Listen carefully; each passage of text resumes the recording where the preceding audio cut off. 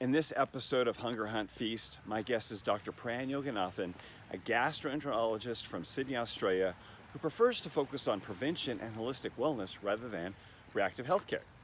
We discuss the real cancer risks of a meat-based diet, how much protein do we really need, is fiber really necessary, and what he thinks is the ideal diet for long-term health.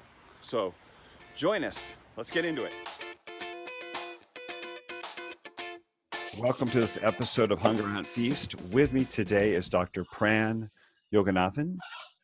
Dr. Pran practices at the Center for Gastrointestinal Health in Sydney, Australia, and is a fellow of the Royal Australian College of Physicians. I've asked Dr. Pran on today because he is a gastroenterologist whose focus, as he told me, is on prevention and holistic care rather than reactive health care. And I wanted to get his unique perspective on diet and how he helps people holistically with wellness to avoid surgeries and so forth. So, Dr. Pran, thank you for joining me today. Zane, it's an absolute pleasure to be here with you today. Thank you for inviting me onto your show. My pleasure. Believe me, it's my pleasure. I'm gonna pull everything out of your brain that I can because I'm so curious. And the other factor, this is in the carnivore community, they're calling this Just Meat July. So through July, I'm focusing on people from the carnivore community. And in your posts, I saw that you were very much follow a carnivore diet. Is that true? Would you characterize yourself as that? Definitely. I mean, I wouldn't by any definition call my diet restrictive in any way, but my main focus, I build a meal around an animal-based protein, animal or marine-based protein. And then I really focus in on that. And the longer I've been doing it, I've just found it far more effective to eat that way. And I guess if you were to look at it from a definition perspective, I guess I would fall into that category. But I think we get so dogmatic about diets, whether that's veganism, carnivore type diets, or whatever it is. Right. So I tend not to classify it as such, but Zane, I think you hit the nail on the head. It is pretty much what I am, I think. Right. And obviously not trying to put you in a box with it or pull you into a religious type of, framework, but it's if you were to like characterize or describe it, it would sound like it'd be at least 90 plus carnivore or 90 plus. More than that. Yeah. I'd say probably about 98% plus is protein based. Yeah, definitely. Right. So yeah, you're absolutely right. Okay. So that's the unique part. I say unique, but I think the special perspective of a gastroenterologist who eats a 98% carnivore diet. I have not met another. I'll be honest with you.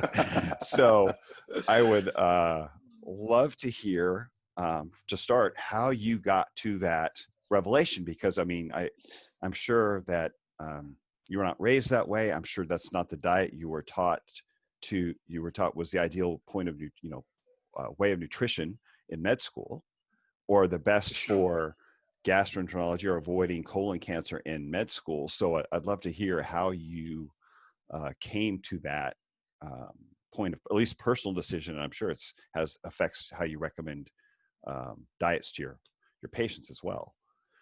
Absolutely. No, we could definitely unpack that.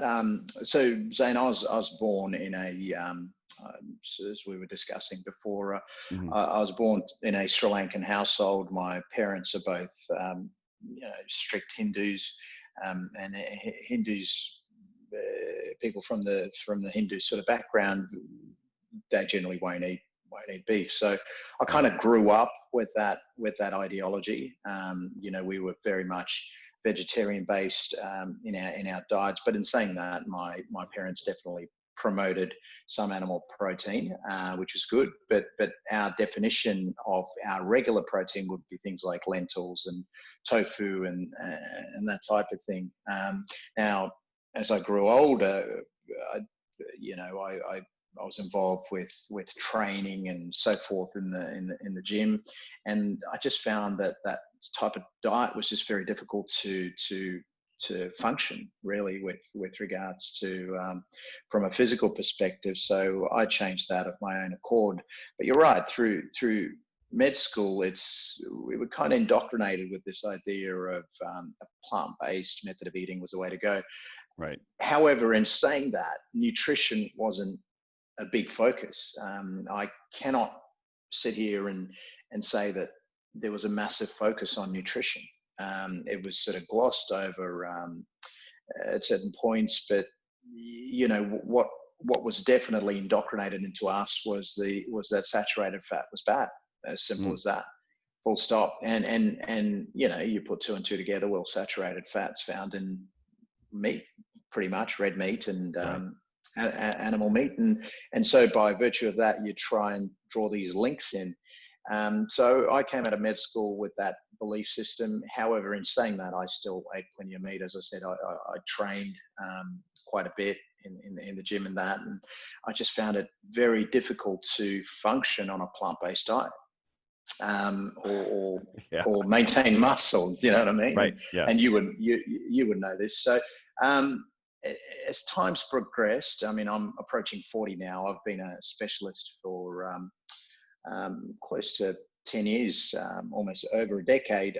I've just found that the research and the data surrounding meat is really quite flawed, and the deeper you look into it, the more you realize a lot of what we've been led to believe is in fact a lot of it's incorrect, and it's quite well, it really is quite a positive thing now that a lot of what you and me now know is starting to be backed up with science. The American College of Cardiology recently released a statement. I don't know if you saw that. Definitely saw it. That, you know, and these sort of statements, in a sense, are almost an apology from this college, but they haven't framed it as such. But it is essentially, well, sorry about the last 40 years of advising you guys to saturated fat. Off you go. You know, you don't limit it. So. You know, we almost feel vindicated in some sense of practicing this way, and it just shows you how little we know about nutrition, and we cannot make any presumptions. And I think the guidelines at the moment, in the way they are very presumptive, and we've just got a long way to go. Absolutely. We definitely do. And like you said, while it may seem like a small amount of indication, there's still plenty who I've even spoken to who are traditionals, you know, follow the guidelines, push back, try to undermine it. Oh, some people there have history with keto diets, or, you know, and they have an opinion, but, and they're on and they did the research. What a surprise. But it's still, so even with those kind of journal articles, recent one came out in the British Journal of, oh gosh, I think it's the British, one of the British journal, I can't remember, Medical Association. And it's still questioned. People are still saying, well, it's just, you know, the guidelines haven't changed.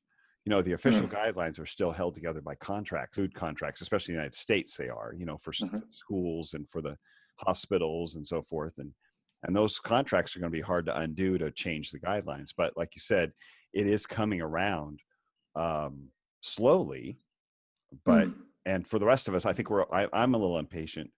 But how did you come from, what led you, or what did you discover that led you from, say, would have been, I mean, you can lift and work out and be athletic and still have a 50% carb diet and 25% from protein, and, you know, 10, 15, 20% from fat. So how did you get from, say, your typical balanced diet that your average athletic person would have to 98% carnivore? Because that's still a huge jump. It's a massive jump. Zane, the journey probably starts about 5 years ago as I entered my mid-30s. I mean, I was doing all what was recommended of me, which was, you know, the cereals and oats in the morning, and lots of whole grain type stuff. You know, really trying to limit my protein intake. And I just, I mean, I just saw a steady decline in my physical shape, I think. And I think, you know, at some point, I think I thought to myself, I am actually developing metabolic syndrome, you know, with the visceral fat and just that general lack of muscle tone. I did notice my blood pressure was starting to creep up. It wasn't horribly high, but it was starting to creep up. And coming from a subcontinental Asian background, or Sri Lankan / Indian type background, we're very predisposed to diabetes. In fact, my father's family, most of his brothers all died of heart disease before 60. My father himself, he's 70 now. He's done a lot better than his brothers, and I'll take some credit for that. You know, he was diabetic and on insulin and so forth. And I just thought to myself, well, this is my hand in life, I suppose. And this is where it all happens, and it's inevitable. And that was a kind of a sad realization for me.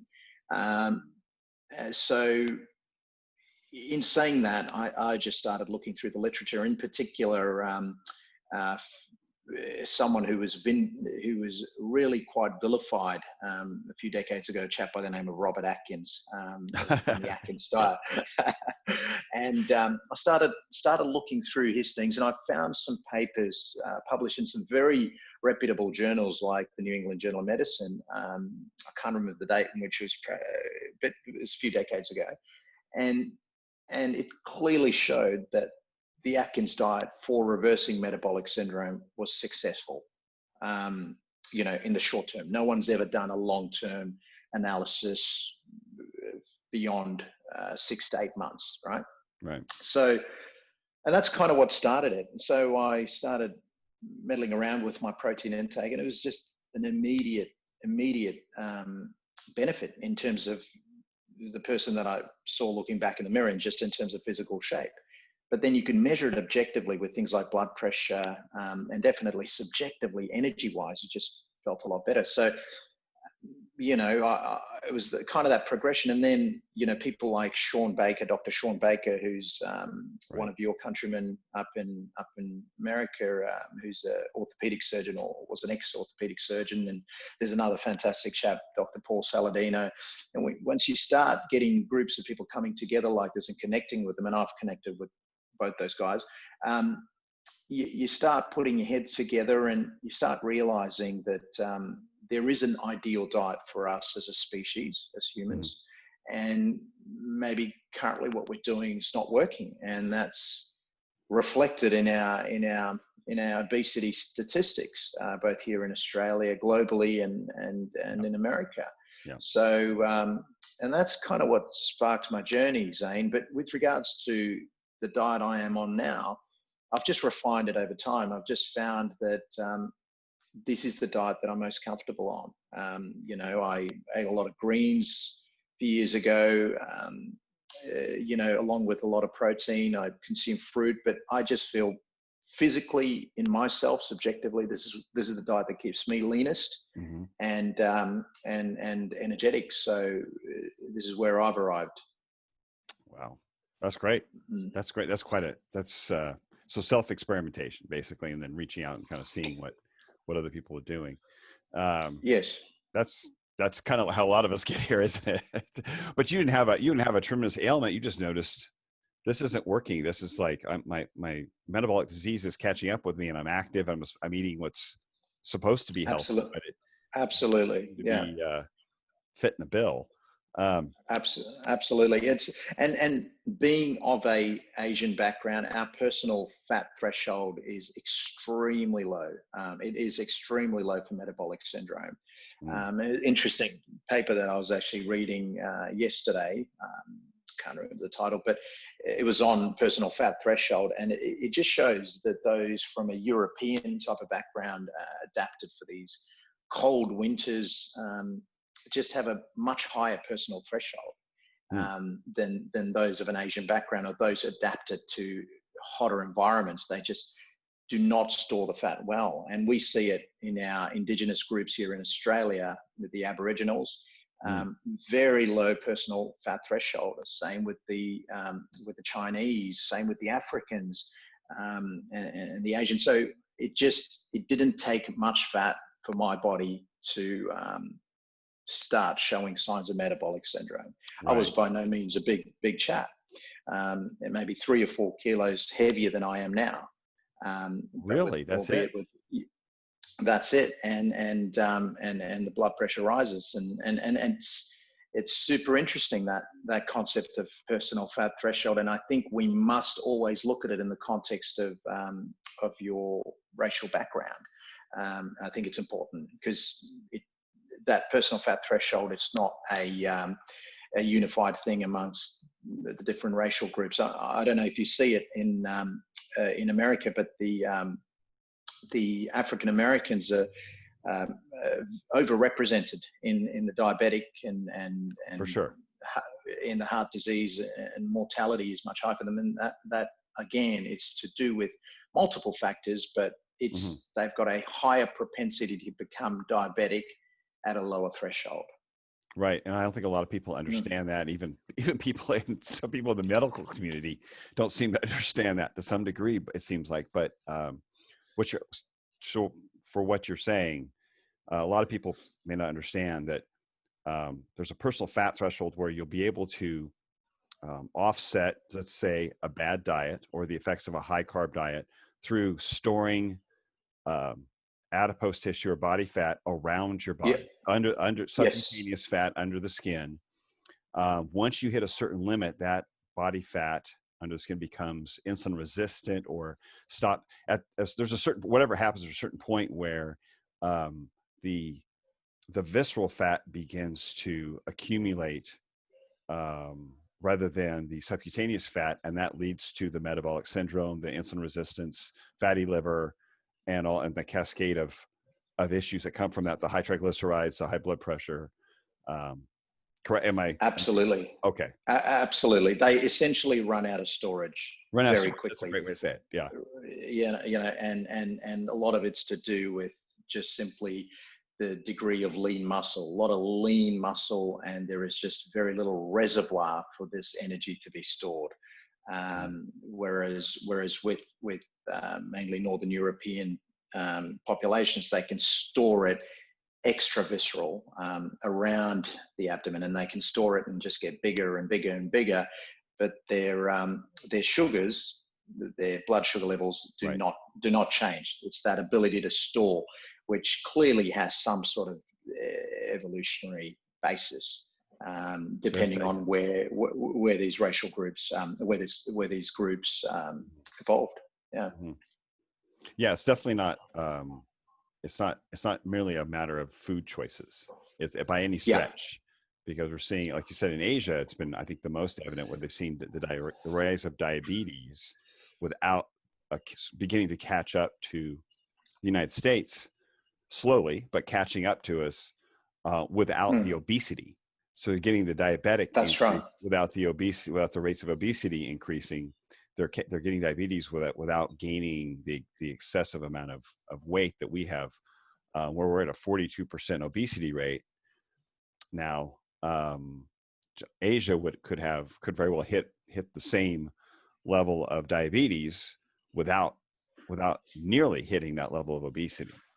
Absolutely, Zane. In fact, I mean, I was looking at some of the latest statistics. I think in China, close to 50% of their adults are now diabetic.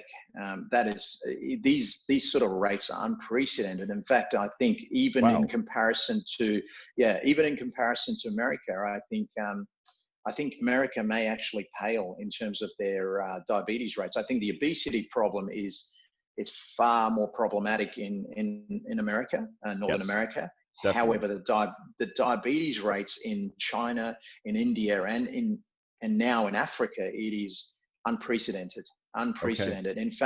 In fact, they say that most adults over the age of 50 in Africa are now diabetic. It's just simply undiagnosed because of the lack of access to healthcare. So we've got a global problem, and America is certainly sort of painted as the most metabolically unfit country, and sure, there are massive issues with diabetes there, but I think there are continents where diabetes is absolutely ravaging the populations. It's just it's underreported, I think, which is quite scary. Oh yeah, and I think we've seen it. We saw that, Yeah. I believe, in our inner cities when all this happened with COVID, and the greater susceptibility to the disease that follows COVID with the compromised immune systems, primarily from metabolic disease, with the highest being hypertension and type 2 diabetes, or many times undiagnosed type 2 diabetes, and with us, obesity. But even if obesity is not, it's great that you point that out. Even if obesity isn't present in some of these other countries like it is with us, they still would have hypertension. They still would have insulin resistance or out of control blood sugar, undiagnosed diabetes, fatty liver. Those are all comorbidities that seem to be very much in common with the people who had the hardest time or who passed away because of COVID. I mean, it's just the effect on the immune system. It goes far beyond just what size clothes you're wearing, obviously, or whether you're going to have, manage something with a med. It's just absolutely. I couldn't agree with you more. And it's very interesting with the COVID-19 sort of mortality. What we're seeing is this definite link to metabolic syndrome. And I've always described metabolic syndrome as inflammation. It's just chronic low-grade inflammation. So if you've got a member of our species who's inflamed even before a viral infection, and this virus just comes along and just kind of pushes them over the edge, really, doesn't it? It just sets off this inflammatory cascade. But that individual was inflamed even before the virus, and that's kind of what we've got as a species now. I think one of my colleagues described it very well. We're an inflamed species currently with this environment in which we exist. Absolutely. That's a great way to put it. In so many ways, emotionally as well. For sure. Let's jump into some of your. I'm going to get your perspective as a gastroenterologist on, let's say, some of the big question marks that people have about protein and meat-based diets. The big, ugly monster in the room is, of course, cancer, or the fear of cancer, fear of colon cancer, as you mentioned earlier. A lot of that is just maybe some bad studies or some observational studies, but I don't want to take your words from you. So give us your perspective. I mean, what is the risk, or is there a risk of meat on our colon, or having a cancer of any kind, is from your experience and your perspective? It's a great question, Zane. It is this answer is multi. It's going to be. It has to be multi-layered. In terms of our biggest risk for colorectal cancer, it's simply obesity and smoking. Really? Obesity, so inflammation. Yep. Again. That's right. So being obese increases your risk of colorectal cancer by about 70 to 80%. Yeah, this is our statistics. Now, the World Health Organization met in can't remember the date, sometime a few years ago, 2013, 14, I'm going to say, and they sat down, 22 members. They analyzed 800 epidemiological studies, and of that, 12 potentially showed a link with colorectal cancer. They excluded the 780 studies that didn't show a link and focused on the 12 studies. And they analyzed cause and effect from that and said, look, the consumption of processed red meats, we're talking, your salamis and so forth, increases your colorectal cancer risk by 18%. 18, okay? Now, somehow, based on these weak epidemiological studies, of which the vast majority didn't show a link with processed meat, they extrapolated that to red meat, right? Your grass-fed finished steaks, right? And wow, lumped it all into this one category. Processed meat, 18%, probably red meat as well, okay? And that's how they linked it. So one's a grade I'm going to say one A carcinogen or 1B, the other one grade 2, which is a possible link. They also cited some mechanistic studies in mouse and rat type models where they overfed these animals huge amounts of protein. And these animals, obviously, because they were getting so much in the way of calories and mTOR stimulation, they were at increased risk of cancer. But they were fed in ways that are completely unnatural. I think something like 3.5 to 4 grams per kilogram of body weight for the animal, for a mouse. Oh my gosh. So they were delivering huge amounts of protein, which at those sort of doses, I'm sure even a human being would be at increased risk of malignancy, because you're just delivering energy. So this is the issue with this whole red meat and bowel cancer type business. It's simply flawed data, which was lumped in one category, and they just took protein as a whole. Now, what they failed to really be able to delineate is that the vast majority of protein that we now get as a species, the vast majority of it comes from rubbish, from burgers, from pizzas, a lot of bread-based products, cereal-based products. This is what we are getting our protein sources from.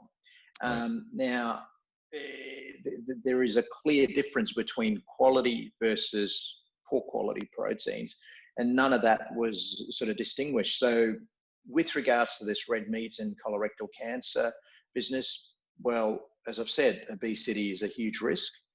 Processed meat apparently is an 18% risk. Obesity is 70 to 80%.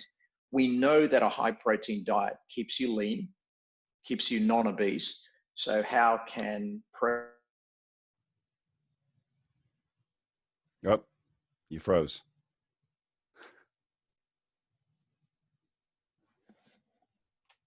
I think be a cause? Extremely flawed. Can you hear me there, Zane? You froze for a second. Let me check something real quick. I want to make a quick pause. Okay, I think we're good. I think it was just the internet connection. So you're talking about the right after you said the protein. You were kind of making the protein. I can't remember which, because I started freaking out. Sure, no problem. So we know that obesity increases your risk by 70 to 80% of colorectal cancer. Processed meats apparently increase it by 18%. We know that a high protein diet keeps you lean. We know that it helps you lose weight. So how can protein be a cause of colorectal cancer? It just, the relationship doesn't make sense. So I think that those sort of guidelines will need to be updated. And in light of all the evidence coming out, and there's some great randomized control trials like the Women's Health Initiative. There was a polyp study published in the New England Journal of Medicine that showed that vegetarians were not protected from forming colonic polyps, which are the precursor to cancers. And the Women's Health Initiative showed that vegetarians had just as much cancer as omnivores. So there was some important randomized control trials that were ignored in favor of weak epidemiology, of which the vast majority of the epidemiology actually show no link. They chose to ignore that. Right. So it sounded like they looked for the link rather than looking at total lifestyle. They extrapolated out meat as the deciding factor in that lifestyle, when if they looked at obesity or some other sort of metabolic disease factor, that might have shown itself. And then, lifestyle, like you said, there could be other lifestyle factors that determine whether or not they got that cancer, but they found their common denominator. They looked for a singular common denominator, which was meat. There may have been 20, and they found it. Yeah. Okay. Yes. It was very poorly analyzed. The reality, Zane, and this is what I tell a lot of my patients, it's the diet that keeps you lean and insulin sensitive is going to be your biggest factor in terms of reducing your rate of colorectal cancer, along with not smoking and having good lifestyle habits as well. So exercise, diet. Now, not saying that people that are lean cannot develop colorectal cancer. There are many other factors at play, genetic factors included as well, but Sure. you would certainly reduce your probabilities. And when you consider life and disease as just a series of probabilities, all we can do is modify what we can modify. And I think staying lean and insulin sensitive is the best way to reduce your risk of any cancer, not just colorectal cancer. Absolutely. And like you mentioned, mTOR and so forth, there's the inflammation. I think inflammation is probably the common denominator in all of those. Absolutely. From what I understand. So what are your, because I know you work with clients on their diet and to help them achieve that level of wellness, and I realize there might be some different recommendations depending on the person's current state of health and what their goals are. But as far as protein recommendations, it sounds like you go by grams per kilogram of body weight for the most part. But what does that look like as far as what you recommend? Sure. I work with a set of dietitians here. One of them is Jessica Turton, and the other guys, her associate Tom.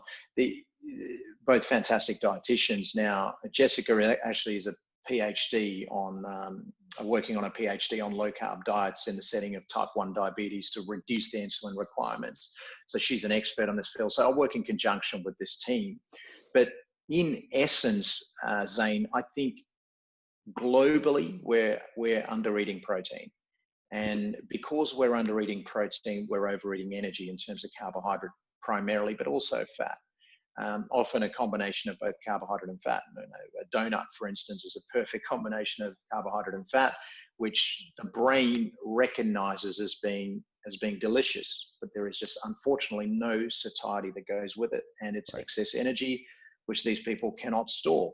So we tend to maximize protein so that these people are not craving energy in terms of carbohydrate and fat. And what that looks like probably is, well, it depends on a person's age and activity levels. But if you're looking to build muscle, that might look very different to someone who's just wanting to lose weight. But for most of us that want to lose weight, I would say, especially the older patients beyond the age of 40, 45, 50, probably should be consuming about 1.6 to 1.8 grams of protein per kilogram of lean body weight. So that is a fair bit of protein. I mean, when you take an 80, it's a lot of protein. Take an 85 kilogram man, for instance, that's, that might be 130 grams of protein, which might equate to about, almost 5 pieces of large chicken breasts, which is a lot of protein. And most people actually struggle to get that amount of protein into the day. One of the prohibitive things, of course, is cost. It is more expensive to eat protein as a macronutrient versus carbohydrates, and it's more inconvenient because of the storage issues. It perishes easily. So, and this shows us why we gravitate towards carbohydrate. It's just cheap, it stores, it's convenient. And that's kind of what it is. It's a convenient fuel. So we really push that point, and it's kind of a fun way to eat. I think most of us enjoy animal protein, and because of these fears with saturated fat, a lot of people over these last 30, 40 years have actually reduced their consumption of things like red meat. And I don't know what it's like in America, but certainly in Australia, our red meat consumption's really dropped off, which is a pity because we produce some brilliant beef here. And so it's just sort of re-engaging people to get back into that method of eating, which is nutrient dense and satiating. It's really a simple formula, Zane. Yeah, well, that brings up another question. Something else I heard you mention. Well, I want to get ahead of myself. So you mentioned, someone who's trying to lose weight, they're at 1.6, 1.8. So I would think if someone's kind of lean and athletic trying to build, you would increase that significantly. Absolutely. And Zane, you'd probably know this better than me because of your area of expertise. But it's not unusual to require 2.5 grams per kilogram if you're Right. looking to build lean muscle. Yeah. Even more than that. But then again, in saying that, there is a certain frame which we're genetically given or predetermined, and I think building muscle beyond what that frame can hold, it kind of requires overeating. So you're going to have to bring in Right. excess stimulation of mTOR, and so what I tend to tell people as well, just try and eat to a level which your body frame can hold. I know there are a lot of people that push building a lot of muscle, but to do that requires overeating for some people, Right. and There's a I never forcing encourage. of that. Yes. That's right. That's right. That's right. So I kind of just get people to embrace their frame, and build a body around that which is most efficient for them, if that makes sense. Absolutely. Yeah. Well, I think as Yeah. we get older, though, we have a harder time digesting protein or absorbing protein. So would you say, I've seen recommendations with the elderly that are really the highest recommendations for protein intake. So people over 65, let's say. Mm-hmm. Yeah. Would you recommend that they take even like in that same 2 to 2.5 range? Yeah. It's Per kilo? again, we don't have any long-term or rigorous studies, but Right. I think once you start hitting that age of, actually, from 40 beyond or 30 beyond, the ability to process and absorb the protein actually diminishes. Mm-hmm. And definitely from 60 onwards, that is magnified, I think. So, and this is why sarcopenia, which is loss of muscle, becomes more pronounced. Yeah, I think in these sort of individuals, we should really be pushing the protein. Now, I don't think anyone knows what the safe upper limit is, Right. but it is, I think we should be encouraging a diet that helps these people build or maintain lean muscle mass. So I think it needs to be dynamic. And I think this is where working with a dietitian is key, because a good dietitian, that is, because if the person's still losing lean muscle mass on, say, 1.8 grams per kilogram, well, we need to look to increase that, and we need to be dynamic about it. So yeah, absolutely. And I think once you start hitting this sort of 8th decade of life or 9th decade of life, I think you have to be pushing it hard. But the limiting factor, Zane, is that anorexia of aging. Their appetite generally reduces quite significantly, and it's very difficult to get them to eat that amount of protein. It really is quite a challenge. Right. I mean, I know many carnivores that eat one big meal a day, and they might eat again if they get hungry. But many days they eat one meal. Levels of protein like in that range, for me, it'd be very difficult to eat one meal. I mean, 2 would be like I'm pushing it.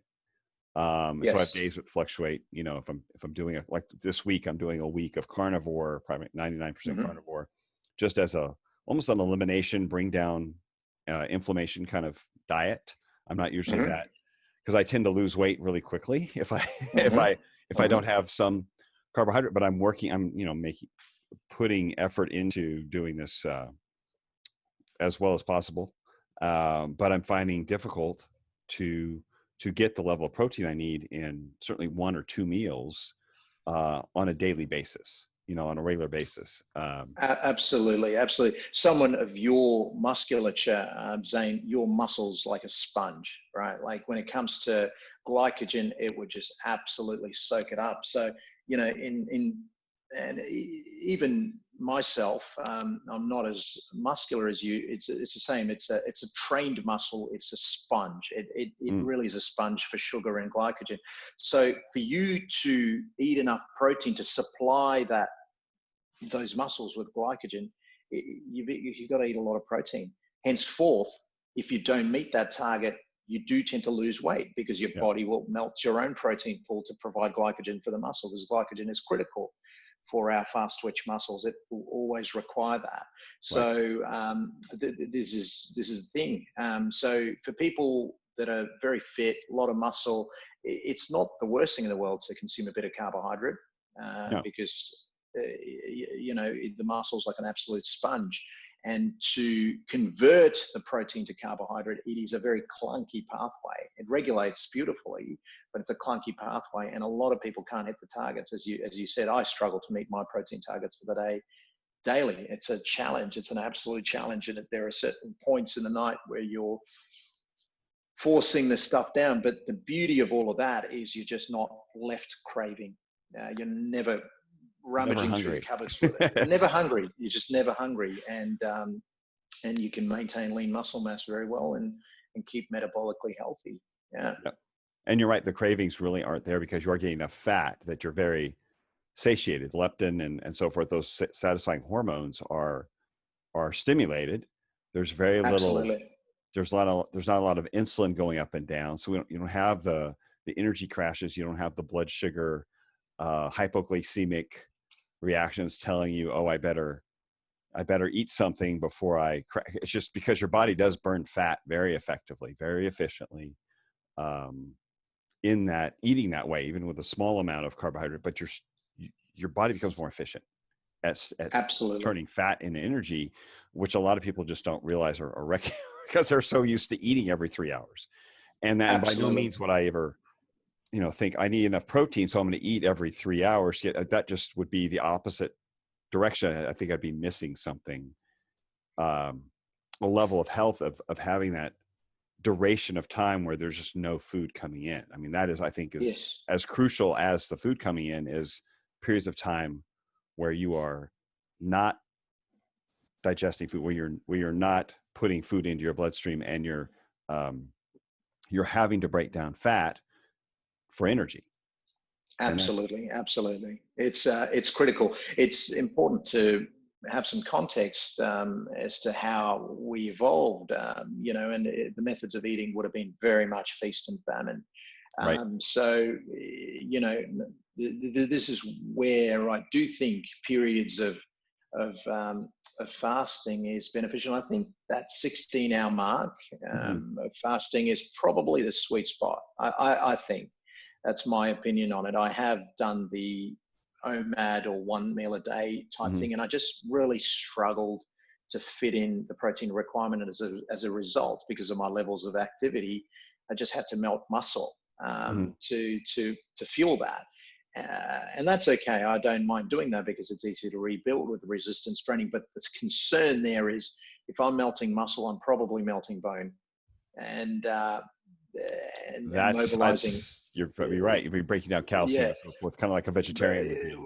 Right. Yeah. And bone's actually one of our biggest protein reservoirs. So, and that's something that's very difficult to measure or see. Right. So this is why, to maintain musculoskeletal optimization, I think that 8-hour window is perfect to try and get in your protein requirement. But in saying that, in individuals at 65 and over, as that protein requirement increases and they develop that anorexia of aging, it becomes tricky to fit it in. So I think for these elderly people, it's probably a better idea to distribute their protein requirement over maybe 3 meals a day. And that's what we generally tend to recommend. Oh yeah, with elderly people for sure, because they are much more likely to be breaking down bone and muscle than they are to, Absolutely. Yeah, they need all the build they can. Absolutely. And osteoporosis, which is weak bones, it's really, again, another epidemic, which we seek to medicate with a lot of medications, but I think it can be avoided through physical activity and a diet rich in animal protein. Absolutely.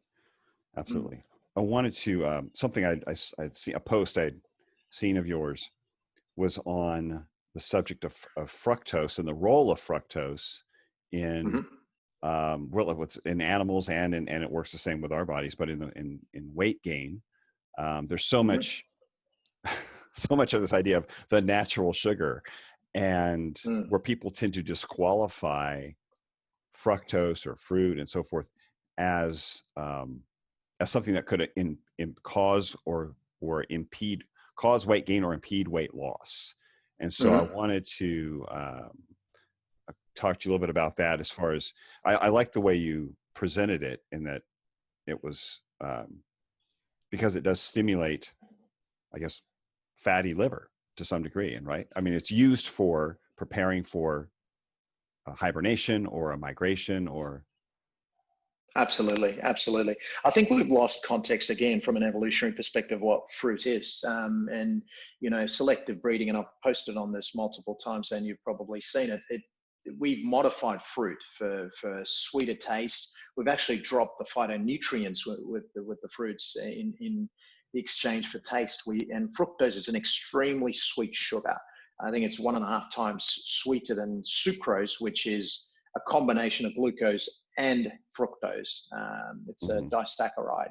So it is an extremely addictive sugar. Now, high fructose corn syrup is that on steroids. This is your Coca-Colas, your ice creams, your sugars in ketchups and so forth.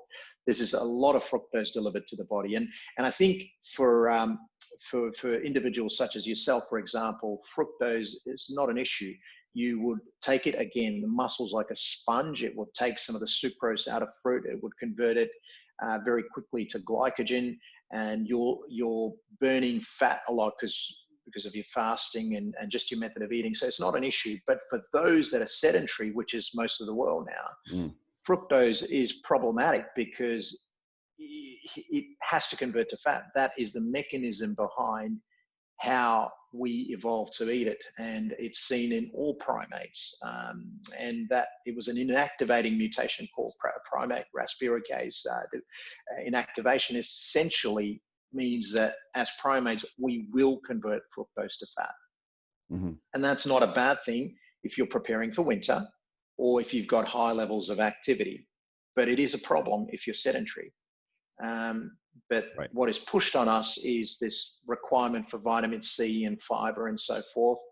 But really, there are better ways to obtain vitamin C. Vitamin C is found in abundance in green leafy vegetables. It's found in abundance in organ meats such as liver.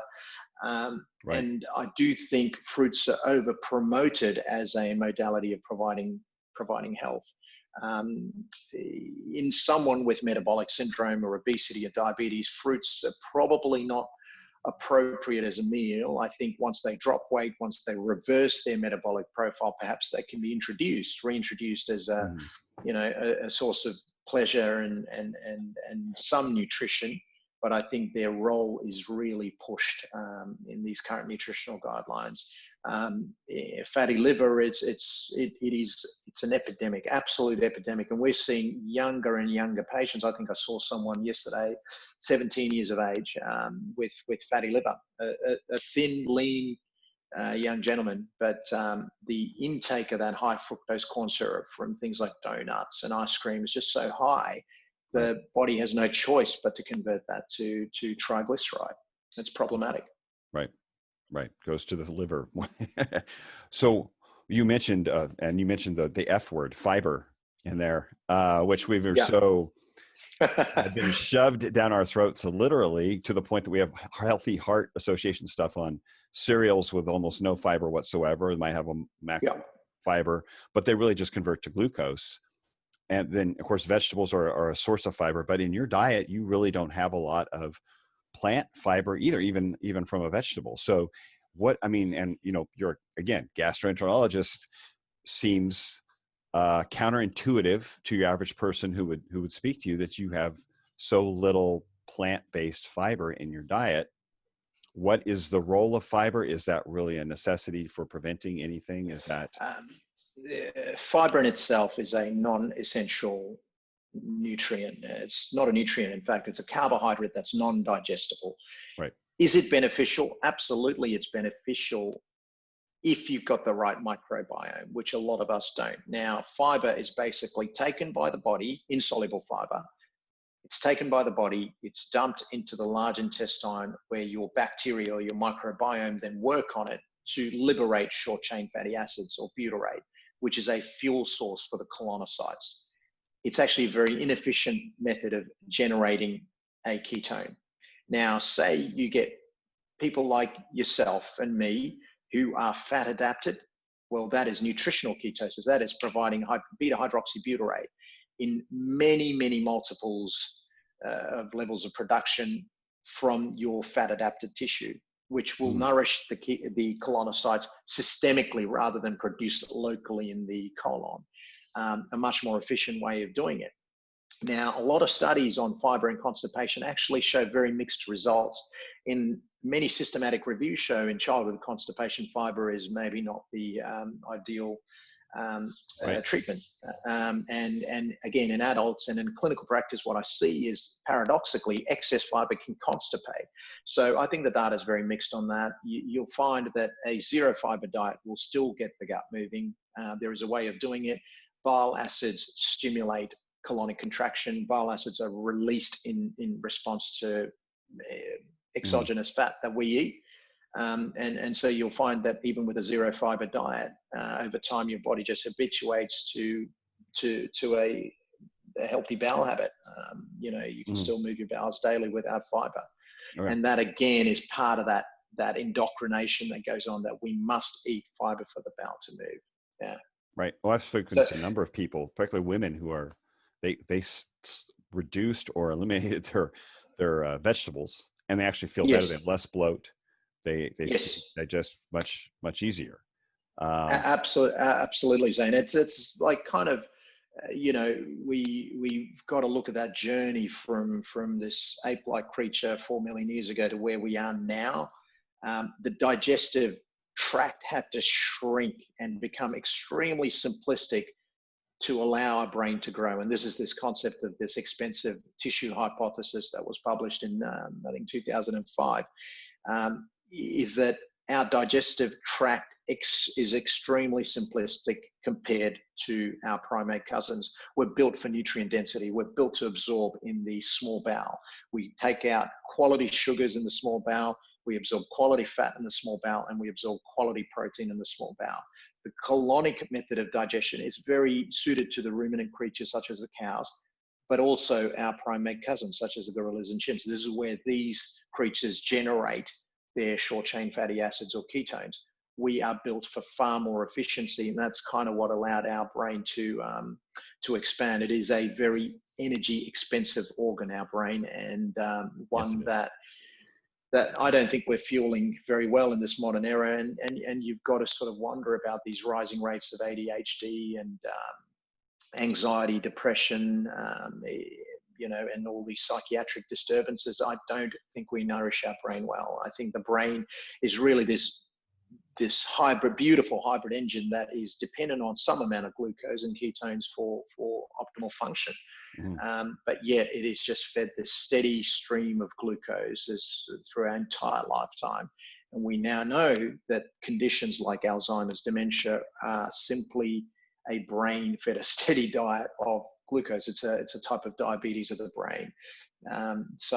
Look, exciting time in science, because we're starting to uncover so much. And I think 10 years from now, our nutritional guidelines hopefully look very different to where they are now. Absolutely. I hope you're right. I think we are moving forward. And like you said before, thanks to the internet, thanks to be able to connect with other people who are like-minded and get communities going where we can actually make some noise. Absolutely. And be seen and create gatherings and get attention. You mentioned the bile salts, you know, or bile and breaking down tissue. Have you run across some patients where they've had their gallbladder removed, and Absolutely. How do they deal with, like, say, a high protein diet at that point? Is there a well, with these sort of people, I mean, the gallbladder is a critical organ. I don't believe, Zane, there is any organ in our body that we don't need, including the appendix. I think the appendix itself serves a really important immune-based function, probably. Now, the gallbladder is a mechanism. It's a reservoir. It's a sac for holding bile in preparation for when we eat fat. And that gallbladder beautifully regulates how much bile is needed to absorb these fats, basically. Now, with the gallbladder gone, and we think metabolic syndrome is one of the causes of cholelithiasis, which is stones within the gallbladder, essentially a gallbladder that doesn't need to be used because we're just constantly putting down carbohydrate. So you see what I mean? Because there is some really interesting data that once a gallbladder is removed, it predisposes the person to develop metabolic syndrome beyond that.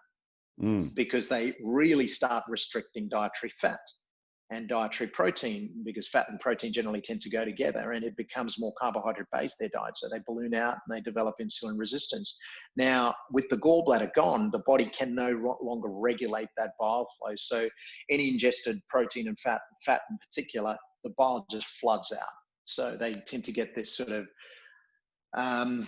we call it post-cholecystectomy diarrhea, and it can be quite problematic. Most people just adjust, their body adjusts to it after a while, but they generally adjust their diet. They tend to go on lower fat diets, which are more problematic long-term. But there are drugs that we can use to bind up these bile salts.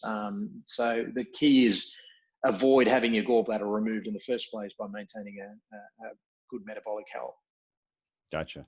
But then then it does take some modification if you really want to avoid even more problems down the road.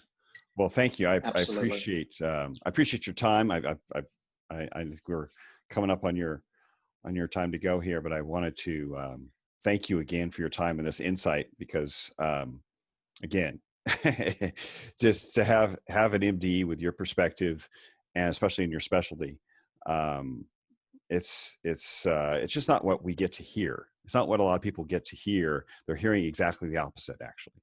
So I'm looking forward to the feedback and the response from this. But and I want to thank you again for your time and for your insight and your willingness to come on the podcast. It's been a pleasure, and I look forward to continuing to engage with you on Instagram.